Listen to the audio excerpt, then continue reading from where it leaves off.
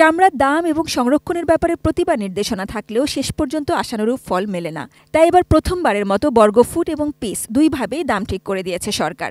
যারা যথাসময় চামড়া যথাযথভাবে সংরক্ষণ করবেন তারা চামড়ার ন্যায্য দাম পাবেন, আর যারা চামড়ার গুণগত মান নষ্ট করে ফেলবেন তারা ন্যায্য দাম থেকে বঞ্চিত হবে। গরমে চামড়া সংরক্ষণ বেশ ঝামেলার, কিন্তু লবণের মজুদ এবার পর্যাপ্ত থাকায় সেটি কঠিন হবে না বলছেন সংশ্লিষ্টরা। লবণও গতবারের চেয়ে যেহেতু দামটা কম আছে, আশা করি যে লবণ জাতটা ভালো হবে।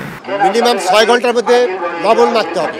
বিসিক এবারে লবণ দিচ্ছে 24.5 লক্ষ টন লবণ উৎপাদন হচ্ছে দেশে, যেটা 63 বছরের মধ্যে বেশি। গরুতে যে ইন্ডাস্ট্রিয়াল সল্ট দেয় এটি তো আপনার প্রসেস লবণ না, সেটি এবার হচ্ছে 17.5 টাকায় বিক্রি হচ্ছে। আমরা মসজিদ মাদ্রাসায় যারা এই চামড়াগুলো সংরক্ষণ করে তাদের আমরা বিনা পয়সায় লবণ দিয়েছি। বছর জুড়ে সংগৃহীত চামড়ার অর্ধেকেরও বেশি আসে কোরবানির এই সময়টাতে। তাই শিল্পটিকে বিশ্বে আরও প্রতিষ্ঠিত করতে এবার চামড়া তদারকিতে বেশ জোর দিচ্ছে সব পক্ষ। চামড়াটা যদি ছিঁড়ে যায়, কেটে যায়, তাহলে কিন্তু এই চামড়ার দাম থাকবে না। এই চামড়ার ব্যবস্থাপনার ক্ষেত্রে আমরা কোরবানির দিন থেকে কাজ করব। 7 দিন সারা বাংলাদেশের চামড়ার মুভমেন্ট ঢাকামুখী এটা বন্ধ রেখেছি। এরপরে তারা পর্যায়ক্রমে এটা নিয়ে আসবে। Sajida Sweety, ATN news, Dhaka.